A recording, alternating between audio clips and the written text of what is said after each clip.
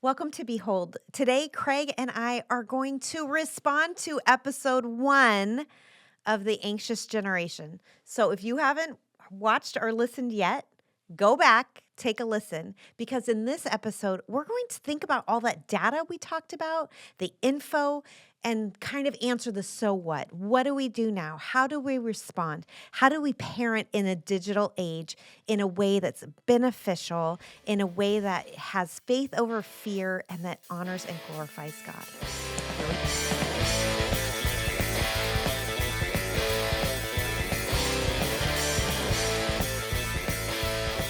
Hey, Craig. How you doing? Well, I'm a little sad Why? because you're going on sabbatical for 2 months. Let's just pause. Let's just pause for a moment and ponder what that means. I will not be around for 2 months. Staff will be running in the hallways. No, we'll all be in our offices crying. Yeah. Okay. Craig's gone. Yeah, What are we right. supposed to do? Well, I got you a present. You did? These are sabbatical survival supplies. Really? I didn't even know that. Really? Okay. All right. Hopefully, I got all the right kinds. Okay. Oh yeah. Peanut Real butter peanut. pretzels. Oh, okay. Peanut butter. All right. Got it.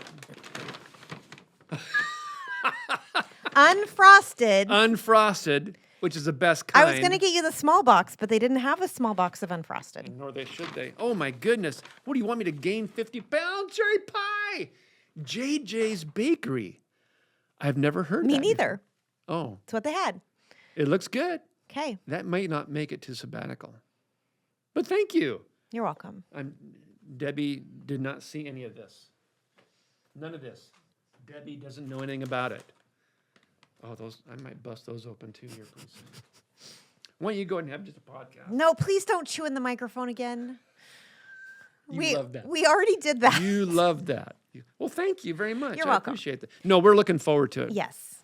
For those of you who might just be new to this, a policy at Arcade Church is that executive staff like Beth and me and several others were given the privilege of every 5 years sabbatical. And it's where we can just peel away, no deadlines, no pushing content. And a lot of times we will, take a class. Sometimes we write, sometimes we read, sometimes we just do Chill, nothing. yeah. Chill. So I'm looking forward to that. I've got a big reading list. I told you what I'm going to do, and I've signed up, or I'm about to sign. I haven't signed up yet. I will sign up for a sketching class. I love it. I really like urban sketching. Yes. And I thought, I can draw a straight line, I think. And that's really what urban sketching Yep. is. And so I've signed up for an urban sketching class online. I've signed you up for a handwriting class. I'm just kidding. Oh, yeah. Well, This is Dr. Craig Hardinger, and he writes like a doctor. So and you, probably I'm you and teasing. Debbie and Kim, or Kelly Burns Yes. are the only ones that can read whatever. And I try my best. I know. I just can't do it. it's okay. Yeah. You can type. I do better with crayons. Much better. So, Okay. anyway. Well, But thank you very much. You're welcome. That's very cool. we will miss you. Yeah. I'm gonna miss you guys. I will miss you. I can't speak for. But the podcast will go on. It will. Yeah. Yeah, we have That's some right. ideas about Yep. what we're going to do Yep. without you. It'll be good. It'll be good. But looking I'm forward excited to it. to keep going. Yep. So, this is part 2. Yep. Part 2. So if you haven't watched or listened to part 1, hit pause, Yes, that's very important. Hit go pause. back, Yeah. listen to part 1. And I was thinking about this too. Mm-hmm. I'm interrupting. I'm sorry, but man, if you're part of a gather group, or if you got a friend group and you're all about the same age, young parents or Yeah. whatever, take the time to listen to the podcast, first episode, and then this one. Not that we've got all this stuff, but we spend the time to read and research and all that kind of stuff. And what we've come up with, I think, is very interesting. And I would want to know that if I was a younger parent. Yes. I really would. And we're both kind of out of that Yes. a little bit. A lot. But I'm thinking of my kids and their kids, and I want them to know these things. Yeah. So maybe you got a friend group that you can listen to this together and then have a good conversation afterwards. I think it'd be beneficial. So, a quick recap. Okay. Smartphones and the digital age have produced in young people sleep deprivation, social deprivation, attention fragmentation, and addiction. And along with that, mental health issues, depression, emergency visits for Yes. Yeah. psychological issues, Self-harm. self-harm, suicidal ideation, et cetera, et cetera. And once again, years ago we thought, yeah, there's got to be a correlation Right. here. But with the newest research, and because I think you said last episode that the Gen Z has been the lab rat for the smartphone. Yes, yeah. And so now the results of that, and there's a direct causation from having smartphones at too early of an age, Yeah. and all of the things you just listed off. There's a causation for that. Right. And on top of this digital age issue, parents and society have decided it's much more dangerous for kids to play outside semi-supervised Yeah. or unsupervised than to be on their Yeah. phones or iPads Yeah. unsupervised. Yeah. Just remember this. When you give a kid a smartphone, you're not only giving them access to the internet, you're giving the internet access to them. I love it the way you said that, because I'm not sure that was in the book, but that is, I mean, think about that, mom and dad. You're giving the internet access to your child's mind and their heart. And you mentioned last episode that studies are showing that pre-adolescents especially, their minds are wet cement where you can etch things in those and they last forever. Yeah. So this is not just a matter of leisure. It's not just a matter of pleasure. It's a matter of training for our children. Yeah. It's very, very Yeah, yeah, yeah. important. Also, kids are digital natives. We are not. We are not. Very few parents are Oh, digital wow. natives, right? You can just watch someone Gen X and older with a device. Are you Gen X? I'm Gen X. Yeah. I mean, we got people with their iPads filming, right? You just know. Like, you can tell a digital native versus a non-digital I have so done native. that. I've done that with my iPad. Craig. I know. And then I found out that is really a social Old. faux pas. No, it's old. And so I quit doing it. I Thank quit you. doing it. Thank you. Yeah. Thank you. Yeah. So because of that, they're able to work around our boundaries. Yeah. Right. So even the best kids, so one of my kids had some company over, and they got on the laptop and they went on this website that was chat with strangers. Whoa. That was the goal, and they put in their favorite boy band, and they're like, "It's okay, Mom. We're just chatting with people who like the same boy band as us."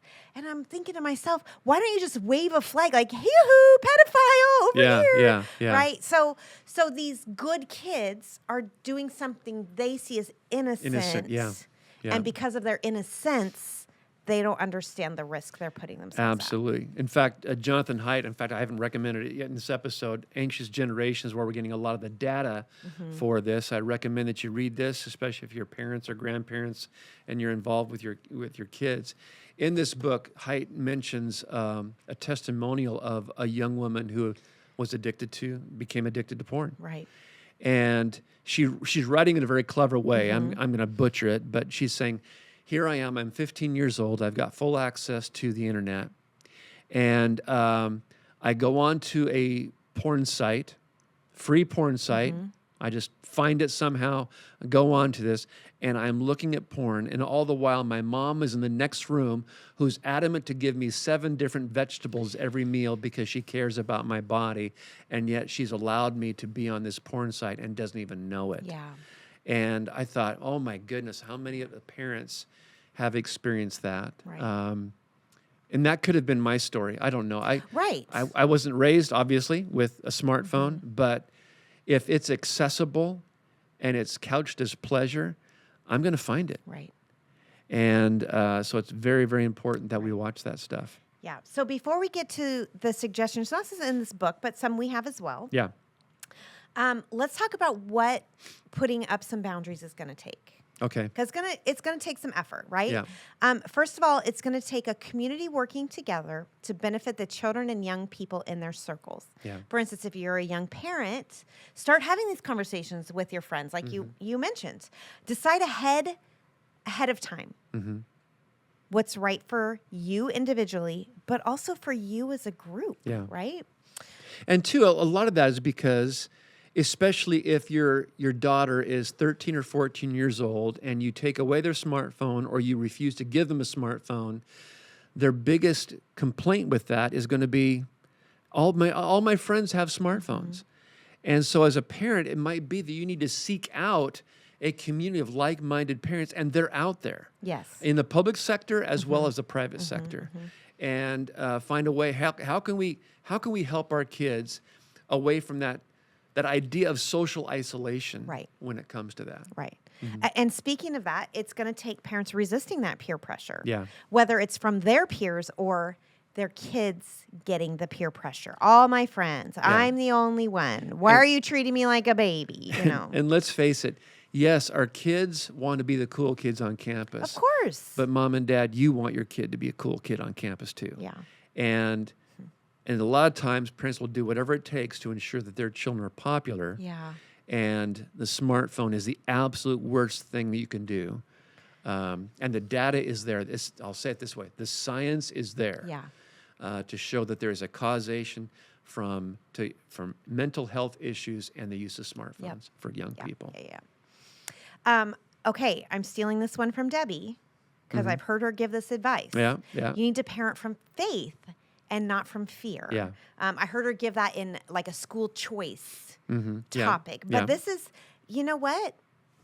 It's okay to let your child out of sight sometimes. Yeah, God's got them, yeah. right? Yeah. Parent from faith and not fear. Let them play, and unless they're going to their friend's house who Yes. has a smartphone, and then you just got to be careful about that. But let them play, let them ride their Yes. bikes and skateboards, and yeah, they might break their arm, but that's better than having their mind completely ruined Yes. because of whatever's going on the internet. Yeah. And then we need to keep an eye out for the safety of all children. You know, I saw that you put that down, and my initial reaction it was wrong. Okay. But my initial reaction is that's not realistic. Okay. But we need to make it realistic. Yes. And I think that's your point. Yeah. Because I used to be a coach. I coached 7th grade boys baseball. Okay. And I'll tell you what, if you get on little Johnny Yeah. because he's acting up, I'm going to get a call from a parent. Yeah. If I tell somebody else's kids to be quiet, or if I tell somebody else's kids to not do that, I'm going to have a parent in my face. Right. Because how dare you talk to my child Right. that way? And we've got to get over that. Yeah. Especially in a church community. I'm grateful, as my son was growing up within the church, that there were men and women who, yes, policed him Yes. and got in his face, not because he's a pastor's kid, but because they saw Scott do Yeah. some things that were bad. Yep. In fact, I remember when Scott got his license, he was 16, Yeah. and he went up and he was talking to one of the guys in the church at the time. His name's Mel. If you're listening, Mel, you've been a faithful friend to us. And Mel told him, I say, Scott, if I see you around town speeding, I'm going to tell your mom and dad. Oh. He said, I'm just letting you know. I'm just letting you know up front. Yep. I love you, and I'm so glad that we're buds. But if I see you doing something reckless in a car, I'm calling your mom and dad. And I love that. You know, speaking of that, Yeah. when my oldest was in high school, a Arcadian kid went to high school with her. Yeah. And I saw him riding his bike home with his helmet dangling from his handlebars. I called his mom. I'm like, hey, Yeah. just so you know, Yeah. Exactly. he has his helmet, You but he's can do not what you want with wearing. this. Yes, Yeah. he's not wearing. Yeah. Yeah. Yeah. And I think we just need to do more of that. Yeah. And if someone is criticizing my son, they're not criticizing my parenting. They're saying, you need to know this. Yeah. And I think we've moved away from that. Yeah. In fact, in your department, sometimes you guys have to weigh that. Yes. Or we have got to, okay, little Johnny is acting up, but little Johnny is acting up because mom and dad act up. Right. And when we talk about little Johnny, and they'll get offended. Right. And so you have to weigh the cost of that. Yeah. And you guys are great about it. We But do our best. yeah, but that happens. Yeah. So we have to keep an eye out. Yeah. We have to, if we're going to allow our kids to ride their bikes or walk to the library, we have to be the eyes Yeah. for other Yeah. parents, right? And I would be grateful for that Yeah. as a parent. Yeah. I'm grateful that there are other adults looking out for my kid when I'm not around. Me too. Me too, for sure. Mhm. And then lastly, you're going to have to set boundaries or rules for your family and then stick to them. Mhm. And when your kids say why or how come or it's not fair, have good answers for them. Mhm. Every once in a while, I told you so or because I said so Mhm. is an okay response. It is. But Big fan of that. Yeah. if your child is saying, well, why can't I have? Mhm. Let me tell you why. Yeah. Because I Yeah. love you Mhm. and because I care for you and because I want you to be healthy. You know what? If I had turned the clock back and smartphones came on when Scott was in college, and so we never had issues because he was always away. But if I were to turn back the clock, and a rule that I would have is no cell phones at the table, Yeah. and if his friends come over, hmm I would have a basket that says "phone here." Yeah. Your phone goes here. Yeah. If you're in my house, no smartphones. Yeah. And not because I'm afraid You're they're so going to be on. strict. I know. There goes the Valley Girl. Oh my gosh. Scott's dad is like so mean. Stop. Stop. Oh. But it's not because I'd be afraid they'd be on their porn behind Right, closed right, right, doors. right. It's because I want them to interact with each other. Yes. And Yes, that was something that was so fascinating in the book is he talked about like asynchronous communication and synchronous. So like texting is asynchronous because I could text you and then you might text me back tomorrow. right. Or email or like social media where Yeah. it's not live, but like FaceTime could be considered synchronous. Yeah. Yep. But, in person play or conversation or hanging out together would be synchronous. You're doing the same thing at the same time. At the same together. time. Yeah. And yeah. that's so much more healthy for our minds and our spirits. Yeah. Well, if I text you, say, "Hey Beth, how you doing?" I might get a response right then. Right. And I might get a response 2 hours from then. Right. Neither one would surprise me. Right. But if I'm right face to face with you, "Hey Beth, how you doing?" It's not going to be a 2 hour. It won't be a 2 hour. Well, Hello. it'd be a shun, but still. But it wouldn't be a 2 hour wait Right. for a response to Right. that. And that's what happens so often with the smartphone. It happens with Debbie and me. It happens probably with you and Bruce, and with the girls Yeah. certainly, and with Yeah. Scott and Steph. It happens all the time. Yep. But if we're in the same space, we're responding in real time, quickly Yeah. to each other. We've lost that. So you're going on sabbatical. Yeah. Last year, I was gifted a sabbatical yep. as well. And one of the things I did was I went on some hikes with my husband. Yeah. And he hikes where there's no cell service. And let me tell you, it was so refreshing. Oh, you weren't looking at your phone every Because yeah. why bother? Why bother? There's yeah. zero, like nothing. Yeah. And so you put your phone away and you're listening to the river and the birds and you're looking up at the sky and And if there's an emergency, well, they're just going to have to wait. exactly. So, exactly. Yeah. So you may want to find some Oh, I will. Definitely. non-cell Yeah. sites Yeah. Yeah. to just recharge your battery. And even as non-digital natives, I Yeah. think it's easy to get caught up in the digital. And and because I'm non-digital, I'm not a native. Right. It's still not natural for me to always look at my phone every 5 minutes. I don't. I mean, probably I use my phone mostly to play solitaire Okay. and backgammon. I Yeah. play a lot of backgammon Okay. on that's pretty much it. I don't go on X Yeah. or Twitter. Twitter. Yeah. I don't go on either. Facebook very often. Instagram only because I'll see some things about my grandkids. Yeah. But other than that, I'm just not that connected. Yeah. Because you've probably texted me and I might or might not. Wow, he must be mad at me. He's not texting me back. Exactly.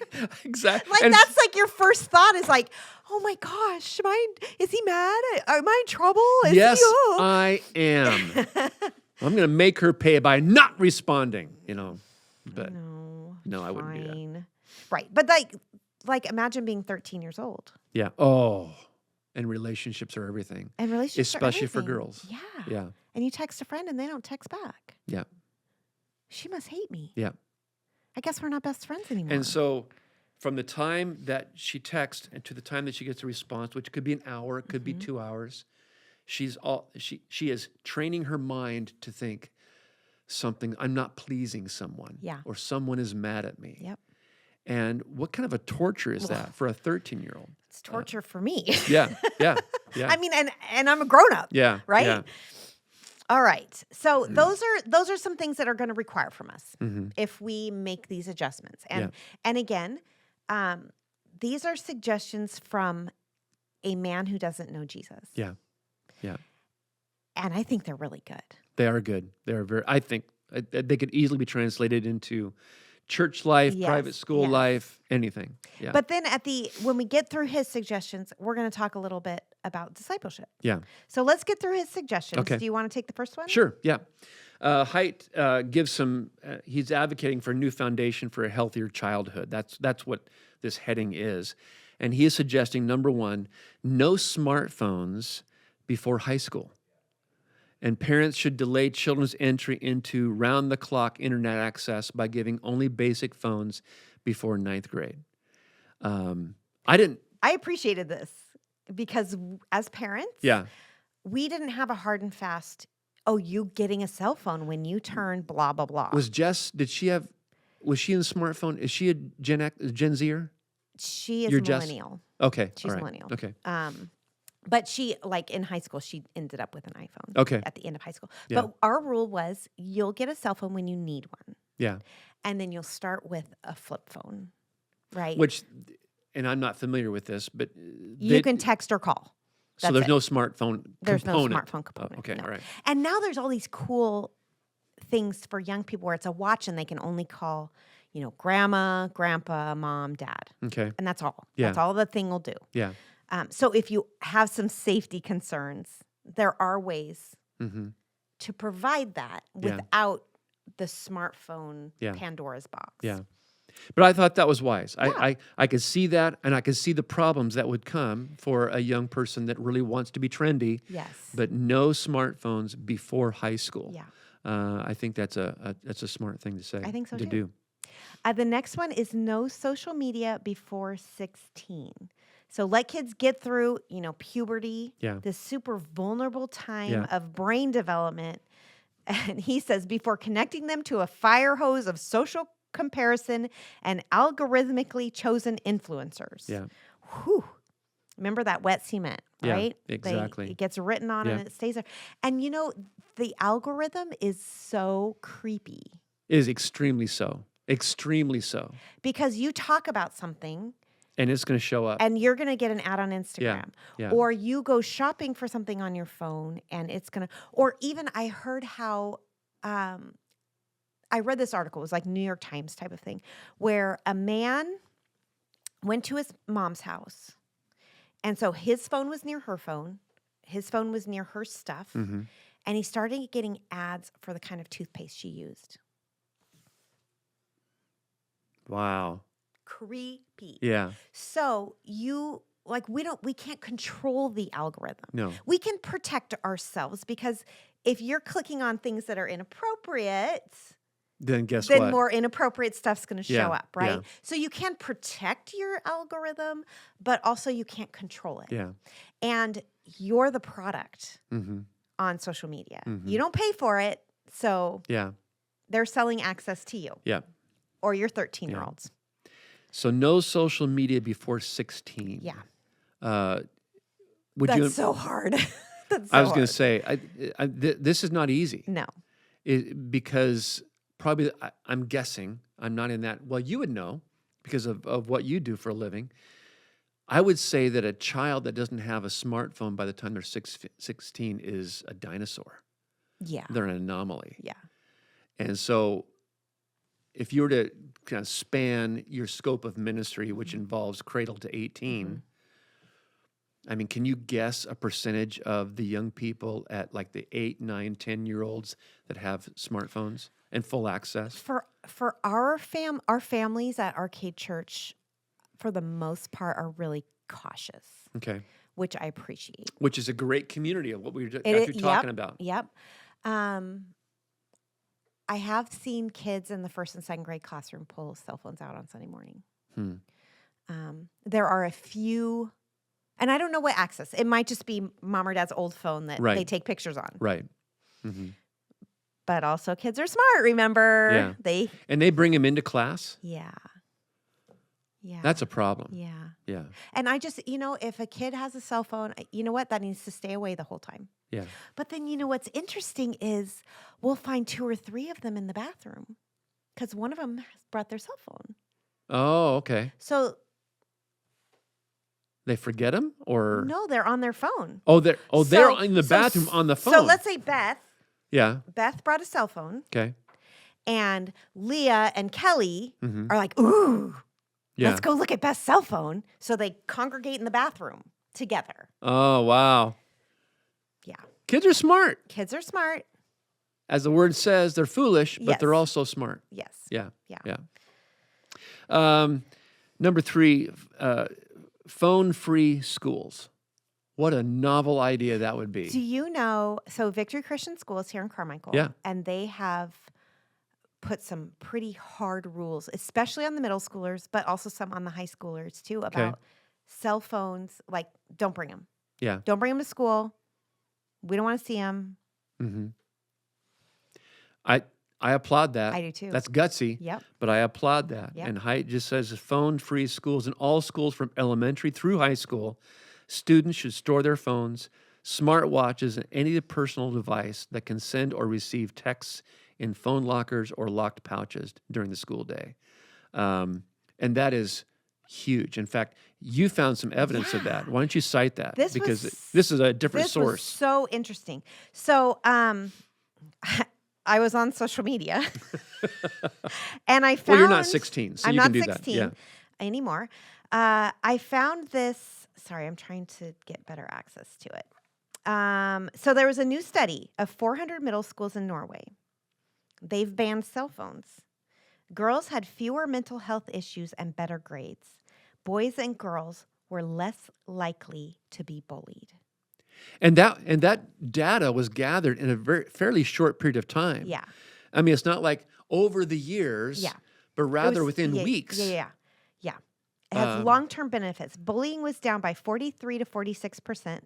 Girls had 29% fewer visits to their primary care doctor about psychological problems and nearly 60% fewer visits to specialists. Mm-hmm. Their mental health and academic gains were greater for schools with stricter policies, especially for girls from socioeconomically disadvantaged families. Yeah. So interesting. But then also, I went a little further. I looked up the actual research. Right.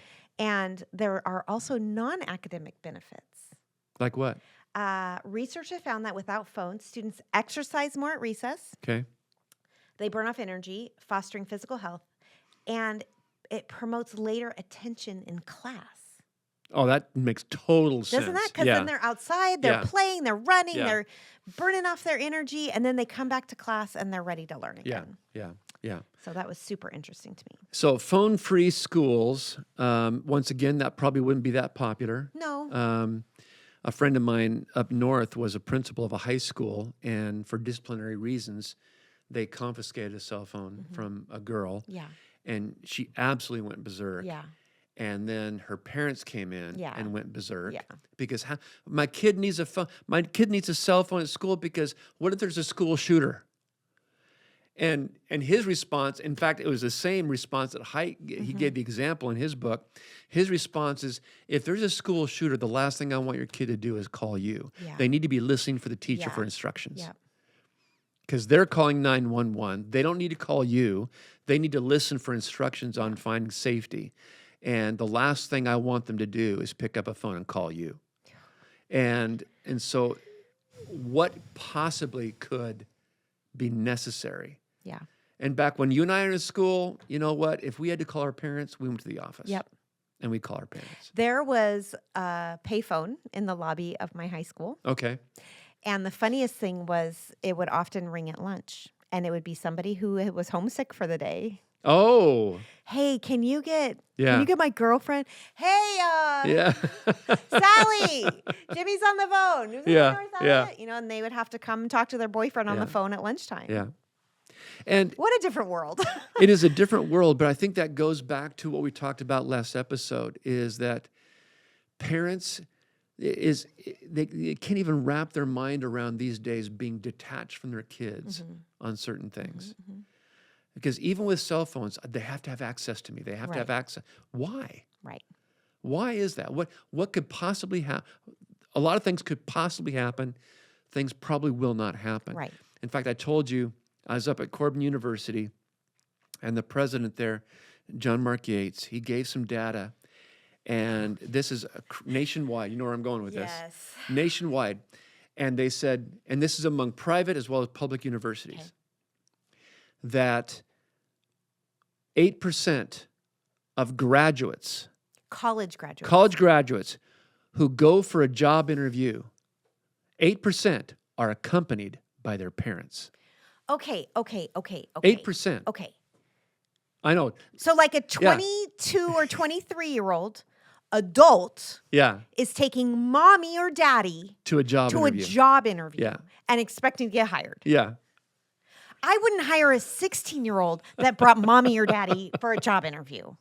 I That's know. like so. I know. And I get it. I get, because I'm that way with my grandkids. Oh man, we gotta protect them. And what that is what you talked about earlier is I'm taking fear as dominating my faith. Yeah. Is God sovereign or not? Yeah. If he is sovereign, then we can trust him. Yes, we've been entrusted to make sure that our kids are well fed, that they're protected, but our God is far greater at protecting our children than we are. Yep.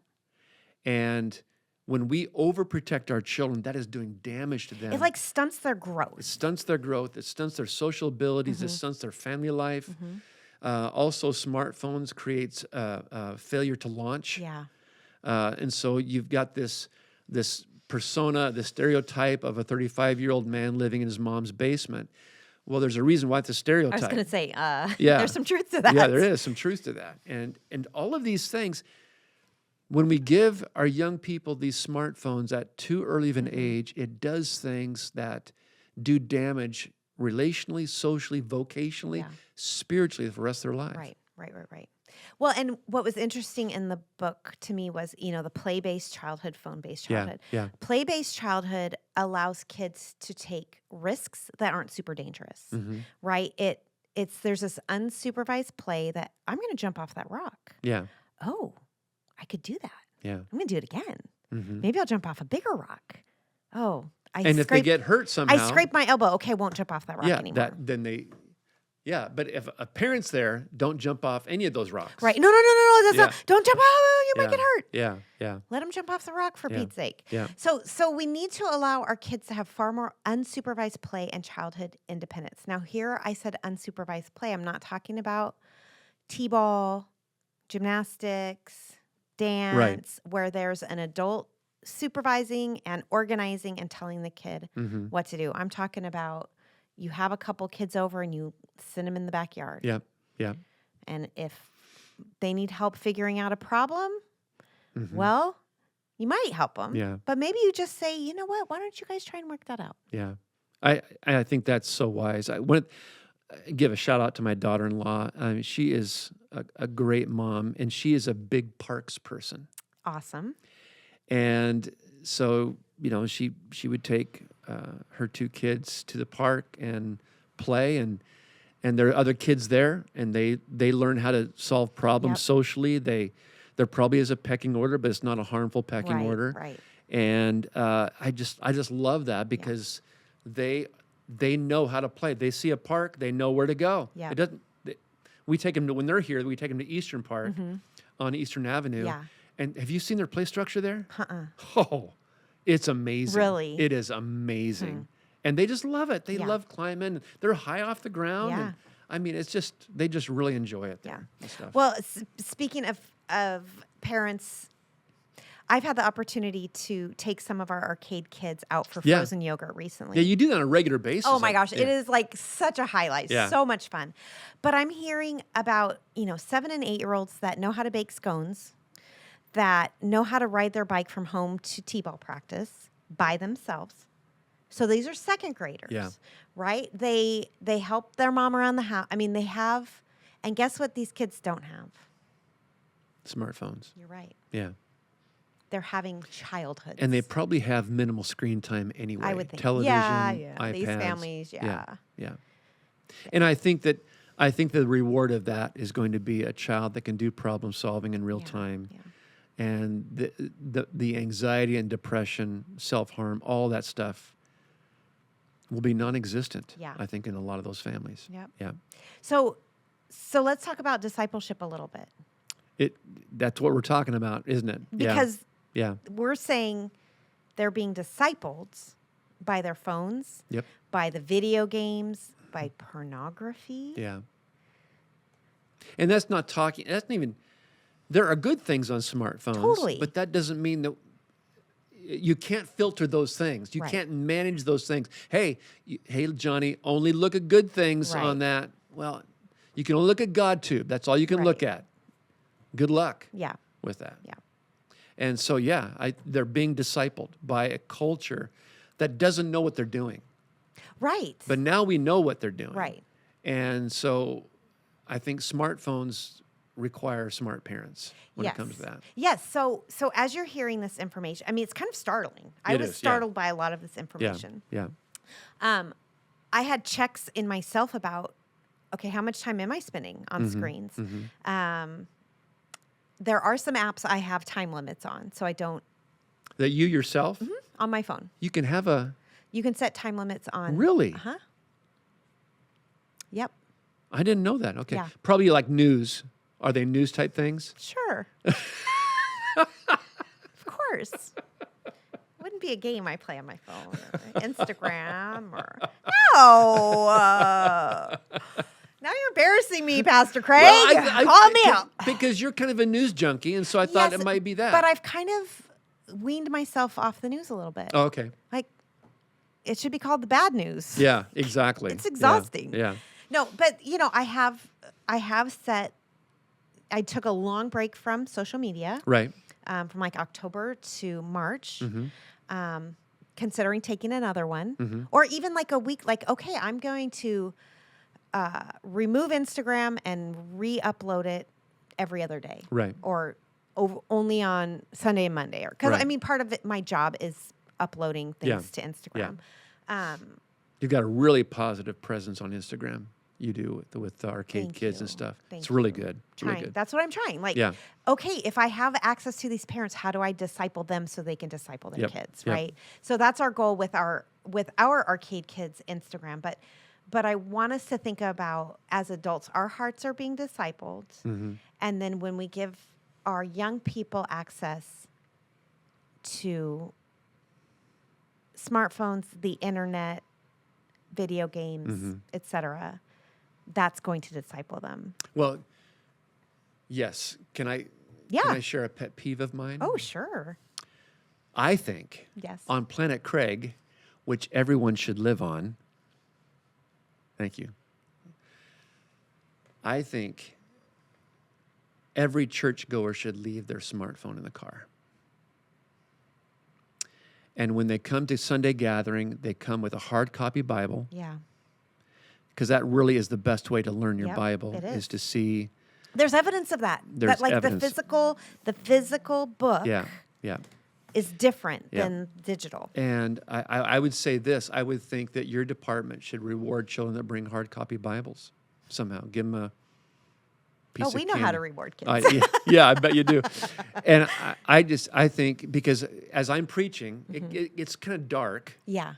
and some people might be on their devices with the scripture, but they're getting notifications. And I'm guessing they don't swipe those notifications. They go to the notification. because maybe they're bidding on something on eBay or maybe something on Amazon or whatever. I mean, I've been around. Or their favorite influencer posted something on Exactly, yeah. Instagram.